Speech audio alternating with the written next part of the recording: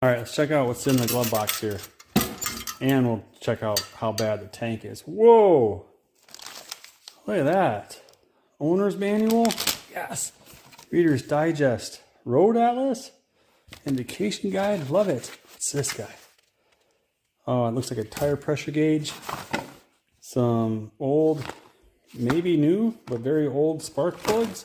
A couple of gaskets. Oh, there's the air box. Okay. Radiator fill. Fuses. And the tank. Do we dare look inside the tank? Oh, God. That doesn't look good. What do we have floating in there?